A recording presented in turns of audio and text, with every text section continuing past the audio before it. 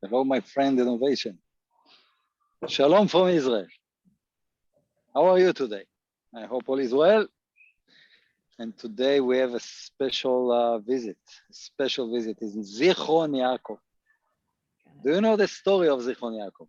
There's a quite unique, special story in this place.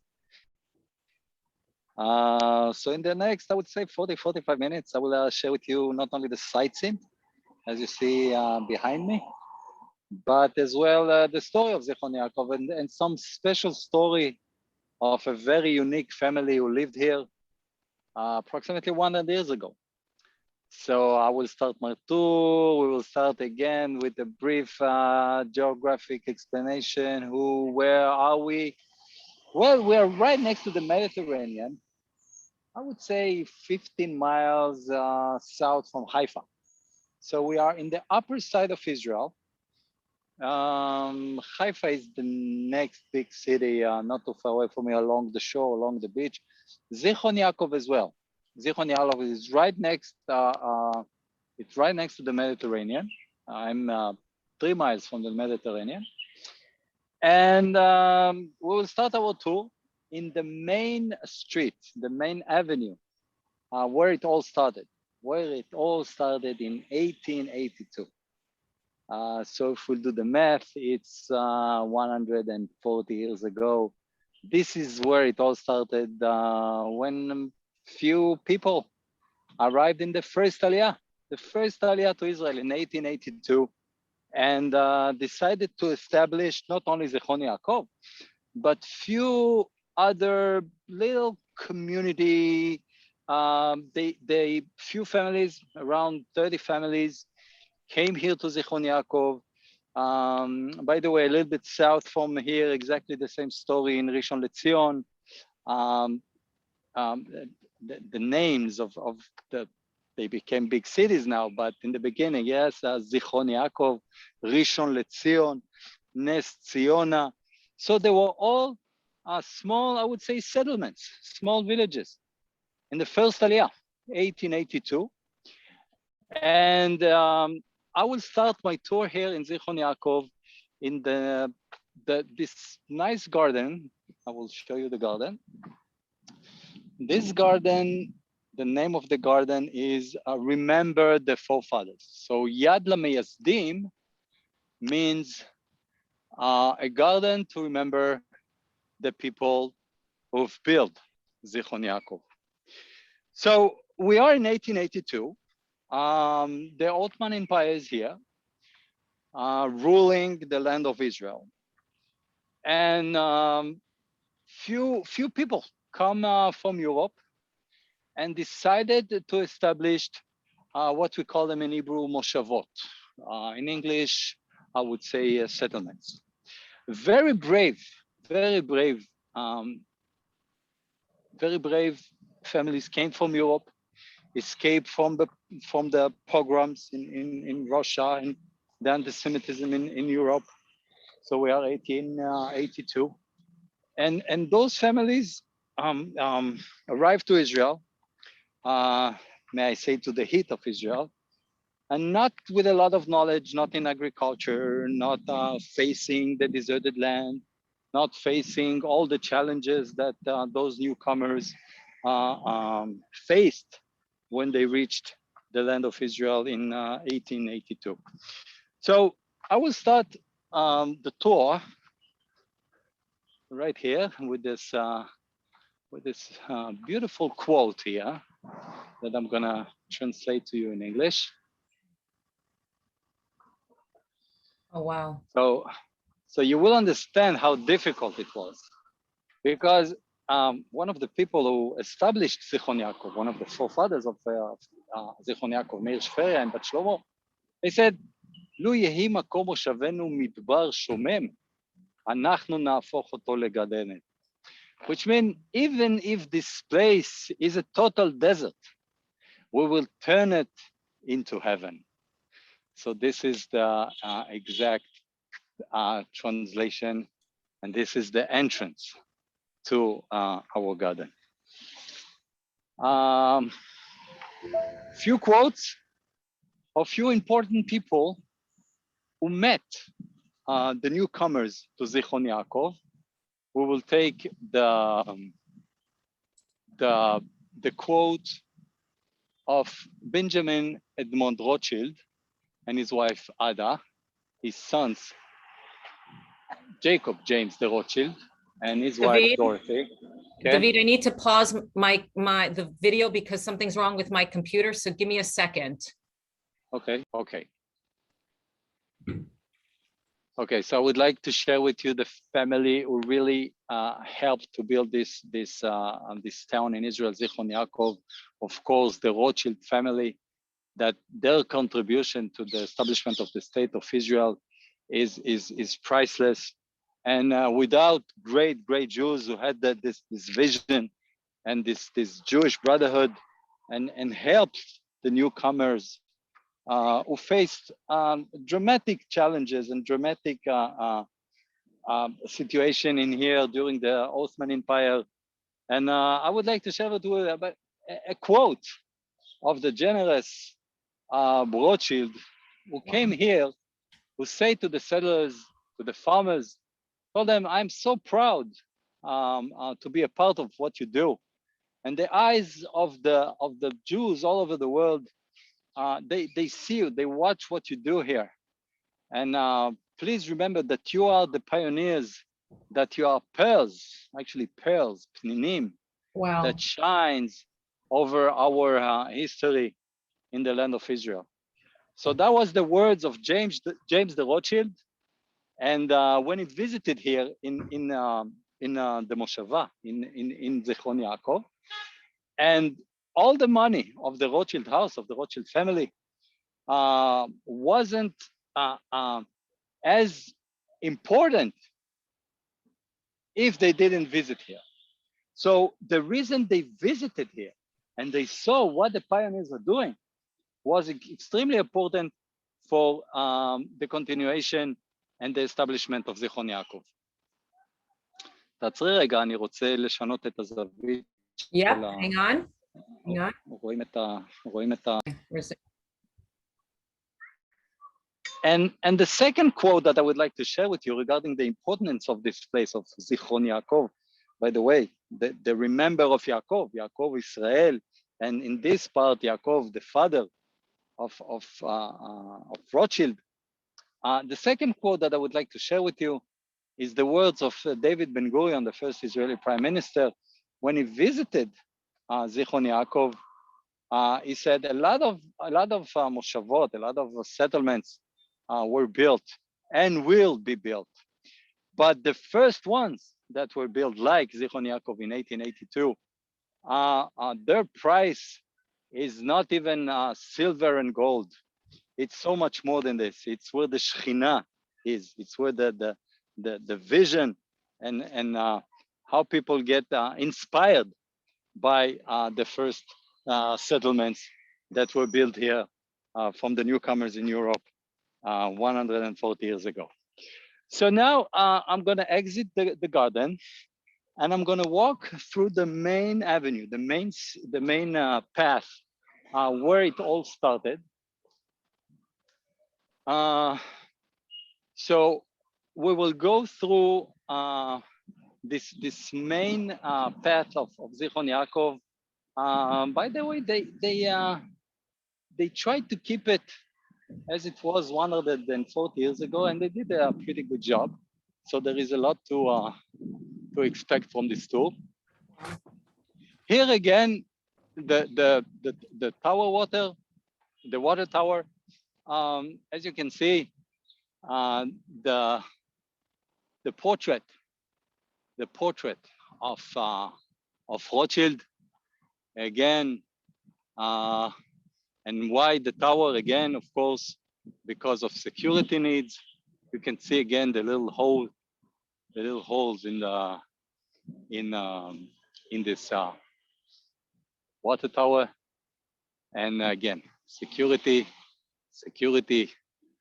like 100 years ago, like today. So enjoy with me the beautiful sunset that we're gonna have in a few minutes. And this is the main entrance to the main street where it all started. So Zikhron Yaakov today is approximately 18,000 citizens, very high socioeconomic level, a lot of private homes,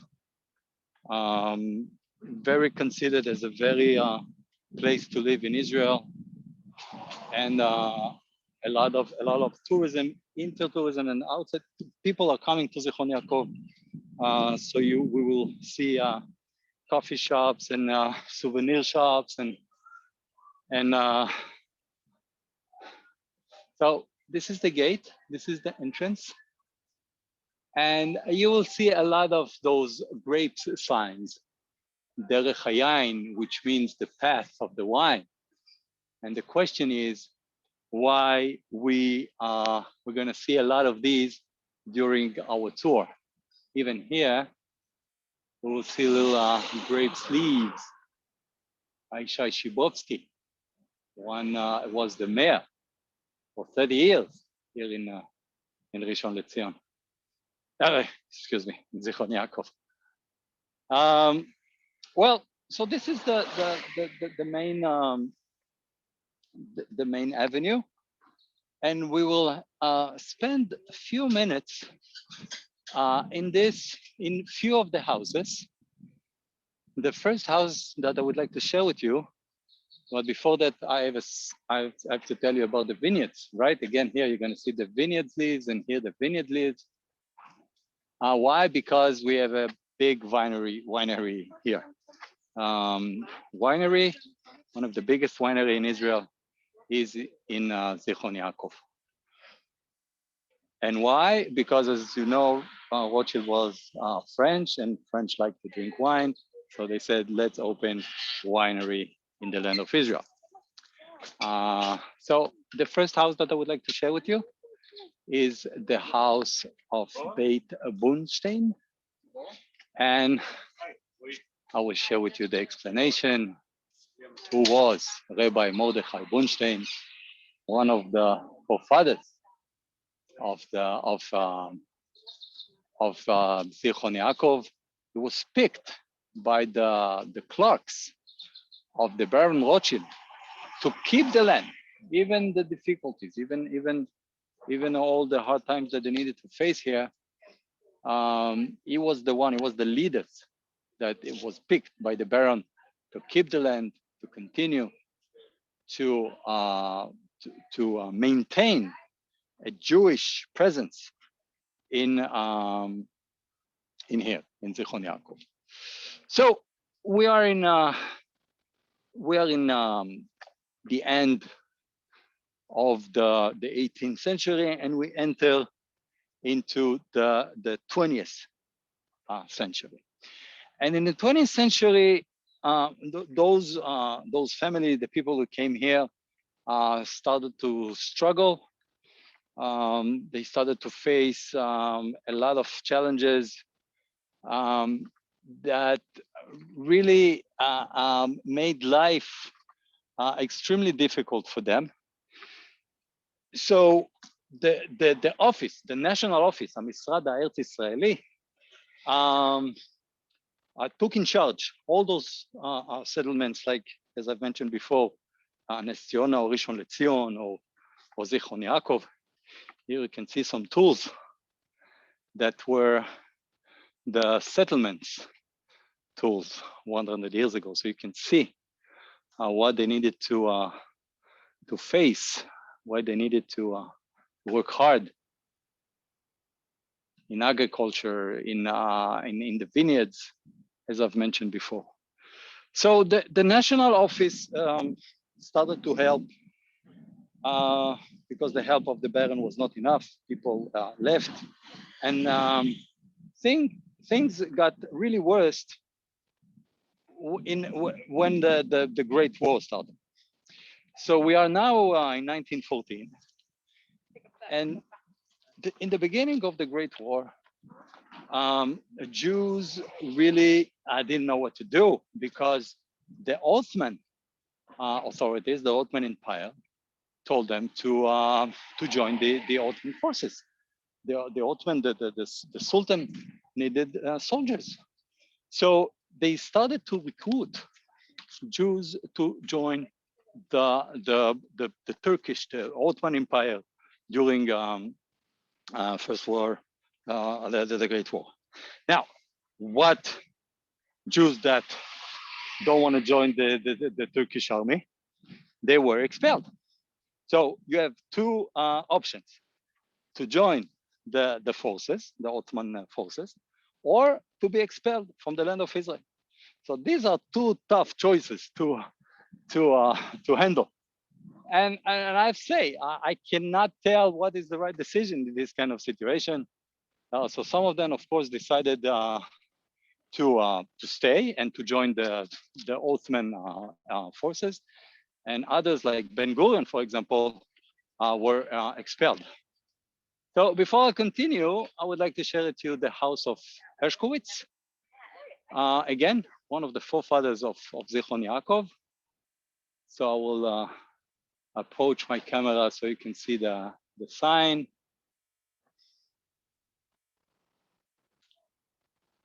And after that, we'll continue. So this is nice that they give homage to the families that established this village. And a few of the houses, as you can see, still remain of the descendants of the families of the people who established Zikhron Yaakov. Can I ask you to quickly go back and read the sign? Yes, absolutely. I Thank can you. go back. Okay, thank you. So I understand that it was not enough time to read the sign. So I'll get back to the sign, to the Hershkowitz family again. It's only because when our residents are going to see this, it's on a big screen and they won't be able to read it so well. I understand. Thank So you. I will read it as slow as I can, so I have a basic understanding about how much it takes. So please read the sign of the Hershkowitz home. All right, maybe you want me to read it? You could if you want to. Okay, so I think I'm going to do this for the benefit of the residents. So keep the camera on. Okay, so Moshe Hirsch and Yocheved Chaya were among the first settlers in Zamarin in 1882. In 1896, they built this house. A master carpenter, Moshe, was known as Musa al-Najjar. This house roof, covered with tiles from Marseille, France, and wood carvings in Ohel Yaakov synagogue, are among his preserved works. The couple had 12 children, 2 of whom died in a young age. Today, their descendants are spread worldwide. Their youngest son, Aharon, lived here with his wife, Yehudit. Today, Aharon's youngest son, Akiva, lives here with his wife, Yael. 2 mulberry trees were preserved in the yard, planted in 1900 as part of the attempts to develop a silk industry in Israel, told by Akiva Hershkowitz and Shaul Dagan. Thank you. Thank you very much for reading the sign. And now we'll continue our tour into the main street.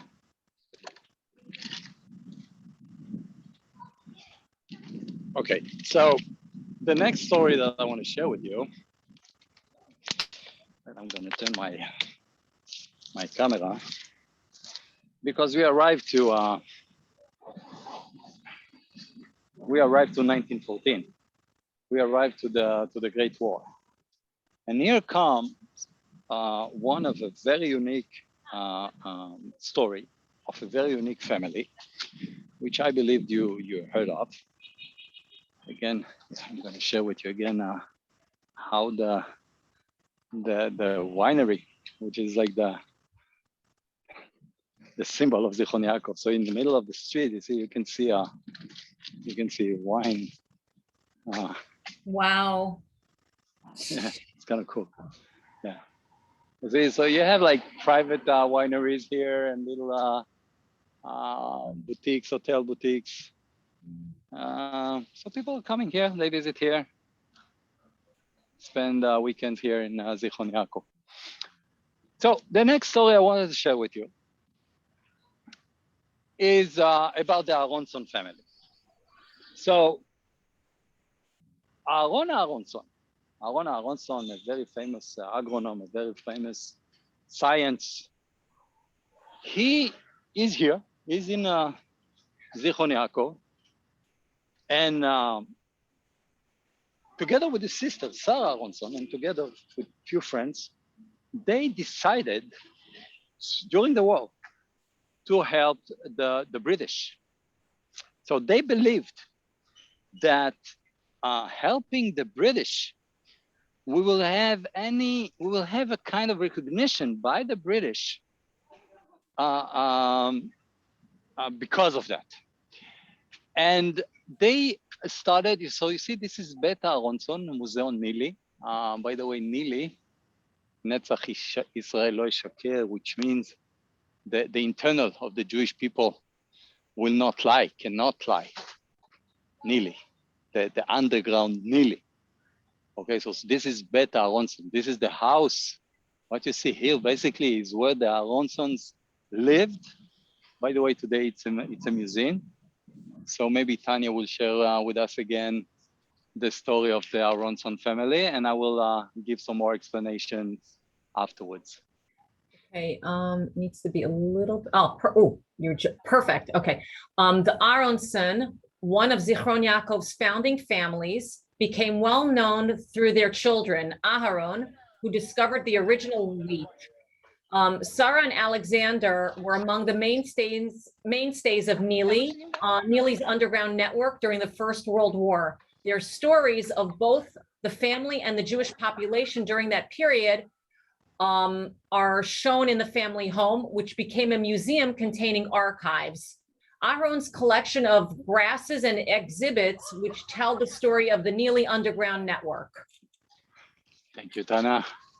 Thank you for reading this for us, so clear and loudly and beautifully. So lots of arts and craft for tourists, a lot of artists.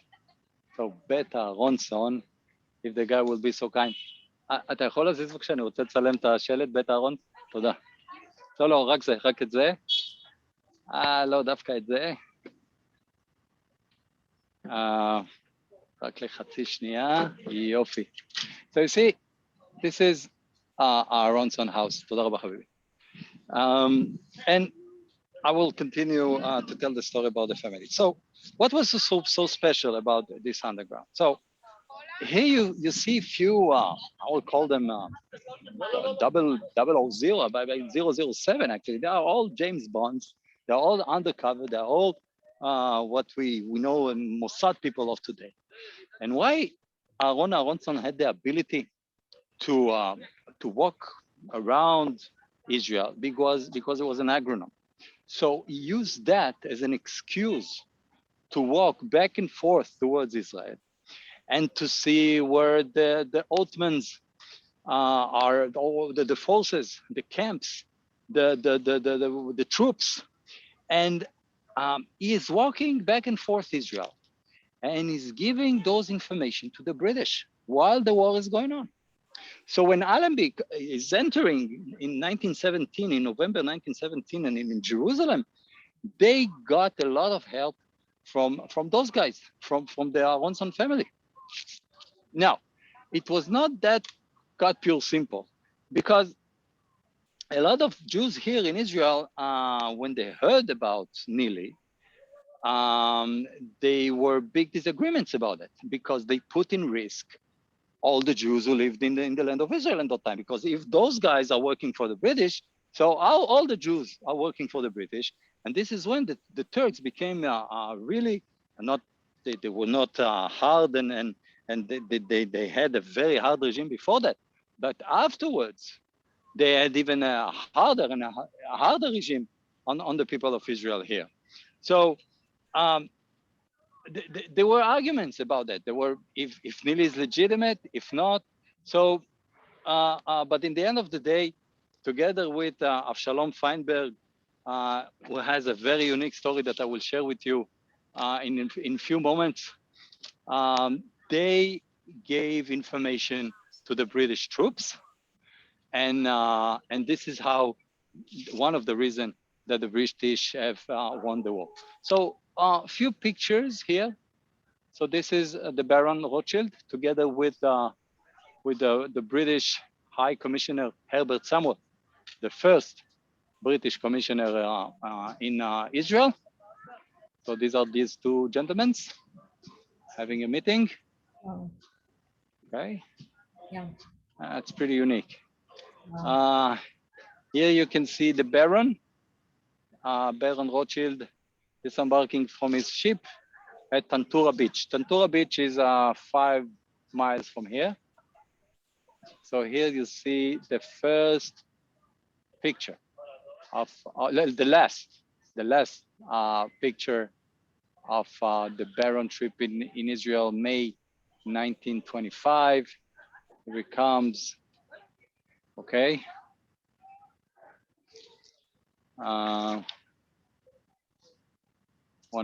This is how it all started. So basically what you see here 100 years ago, this is the street where I am right now. So a lot of disagreements, a lot of fear from the Ottomans.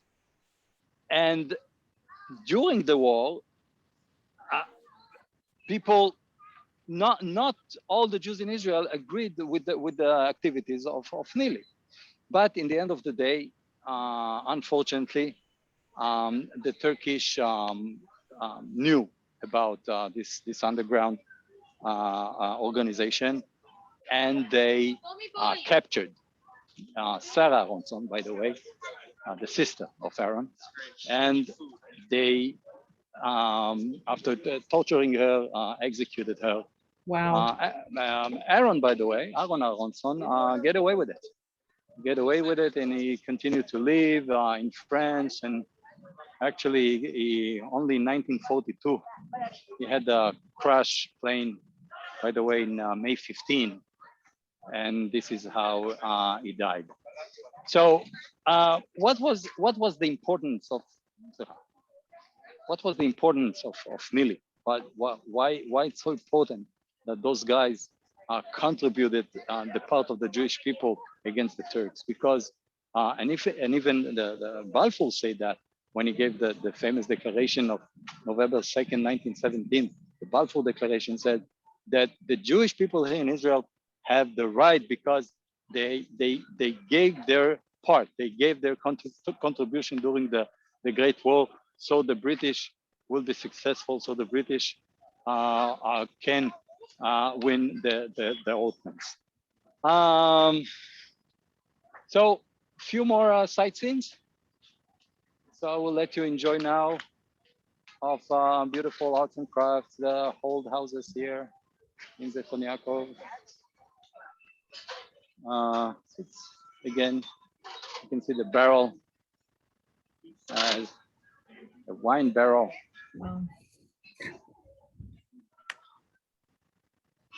Wow.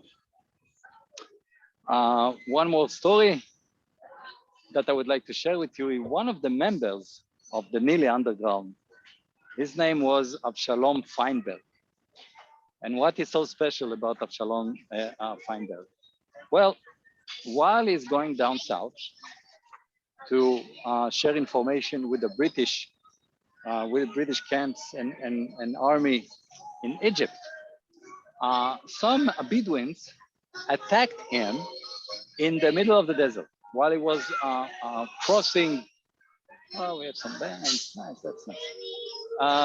So he was crossing the Sinai Desert and moving from the land of Israel towards Egypt to meet the British intelligence. Now, during this journey, some Bedouins found him, attacked him, and killed him. And we didn't know what happened to him. Nobody knew what happened to why didn't he come back, and where is he? And if he's dead, where is his corpse? Where is his body? So amazingly, he had a date in his pocket, something to eat, some energy to eat while he was crossing the desert. And a few years later, a palm tree suddenly appeared in the middle of the desert. And nobody understood why they have a palm tree in the middle of the desert. So some people just went to see this miracle in the middle of the desert. And while they are trying to find the source of this palm tree, why they have this palm tree, they recover and they find the corpse of Avram Feinberg, Avshalom Feinberg. And amazingly, this is how they found his corpse and what happened to him, because he had a date in his pocket. Can you imagine that? Because he had the date in his pocket, they buried him with the date, and from the date, they had this palm tree, and this is how they recover where Avshalom Feinberg were killed in the middle of the desert. Crazy. So as you can see, this is the end, and from now on, that will be the new Zichron Yaakov. So in the beginning, the beginning ends right here, as you can see, and from here to the north part, this is the west, and this is the north part. This is the new Zichron Yaakov, as I said, private homes, very nice little country, which I recommend to visit. And I will show you now Oel Yaakov. Again, Yaakov, it's not a coincidence.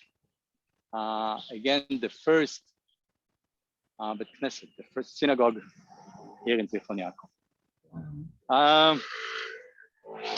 So Tanya, if you have any questions regarding our little tour today, I will happy to answer. Okay, just a little bit on the history.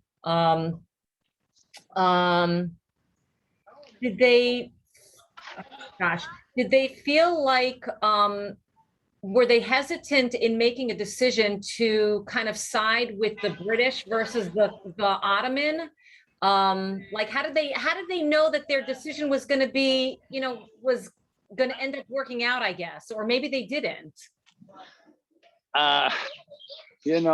They had a feeling. They didn't really know what's going to happen.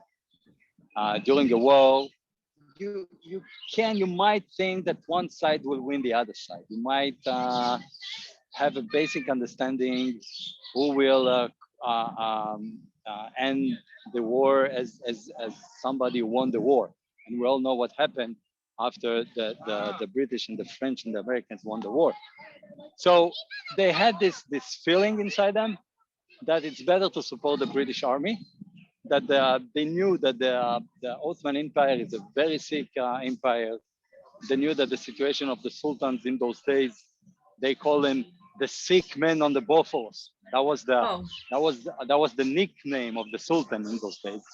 And while they have this basic understanding about the geopolitical situation in the Middle East, they decided to establish Nili to support the British. As I said, a lot of Jews, including Ben-Gurion, were expelled because they didn't want to join the Ottoman forces during the war. And I'm not sure that I said that, but Nili used dove mail. What did they use? Doves. Oh, dove mail. Oh my gosh. Dove mail. Okay. And this is how, by the way, one of the doves, the Ottomans captured one of the doves together with information in it. And this is how they understood that there is an underground working here with the British. And this is how, in the end of the day, they've captured Sarah Ronson, and that was the end for this group, for Nili group. Yeah, they captured one of the doves. Can you believe this? Oh my God! Wow, it's crazy. Wow. Oh my gosh. I'm trying to think what else I can ask. What else can I share with you about Zichron Yaakov? Well, this is pretty much the. So can you end the recording? Yeah, I can stop. You want me to pause it? Yeah, to see if we can add, because Okay. so ask me the question. Okay, so maybe tell us about some other groups of people that lived in Zikhron Yaakov at the time. Well, this is a very good question. It's a very interesting question. While I talk about Nilad, about the Jews, and not only back in those days, oh, maybe we'll enjoy the music there.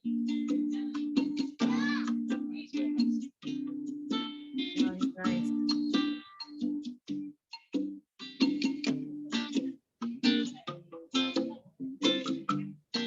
Okay, so this is a very good question because believe it or not, back in those days until today, can you believe this? Until today, we have a Bethel German community, Zionist, German Zionist, from those days until today. They're Christians, and they're German Zionist Christians, and they live here.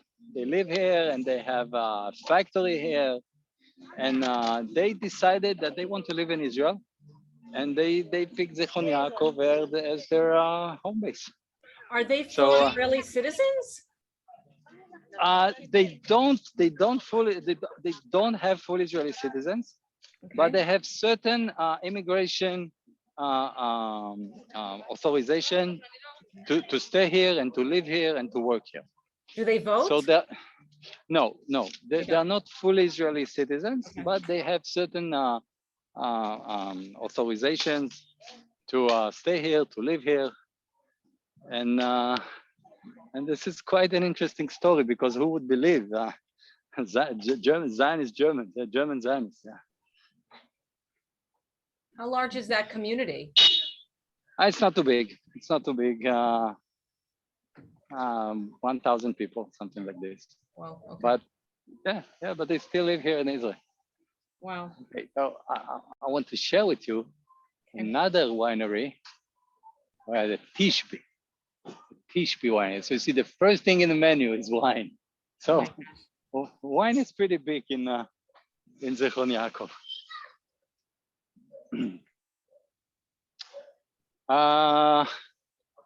Another house. So we had the Herskowitz, and we had the Aronson, and now we have the Steinberg. Wow. So Tanya, would you like to share with us the information about the Steinberg family? Yeah, yep, now you're good, because now I can read it. Okay. The Sternberg family arrived with the first wave of immigration to Zichron Yaakov in 1882. Shmuel, the father of the family, designed and built the original gates of the Carmel winery. A barred entrance to the cellar with the inscription ZY 1892 is a sample of his work. David Sternberg, Shmuel's son, managed to hide Sarah Aronson's final will and suicide letter in an empty paraffin lamp in the cellar of their home. Currently, this letter is displayed in the Aronson Museum. It is believed there is an escape tunnel between the Sternberg and Aronson residences. In the northern wall of the cellar, in the cellar of the Sternberg residence, there is a small opening, but no exit has ever been found. Oh my gosh, that's really fascinating. Wow. Yeah, another family, another story. Wow. Like the others I share with you today. So you see that Zichron Yaakov is as I promised in the beginning of our virtual tour, that you have pretty fascinating stories of the people who really established Zichron Yaakov. And as you can see, today Zichron Yaakov is flourishing, is beautiful. And I was happy again to be with you. And I hope you enjoyed our tour in Zichron Yaakov. And hopefully I will see you again soon in one more trip. Okay, so stay healthy, be good, and shalom from Israel. Thank you so much. See you soon, my friends. See you soon. Bye-bye. Stop recording. Hang on. Give me a second.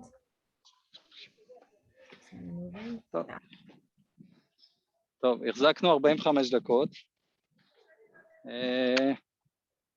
זהו, מקווה שזה מספיק.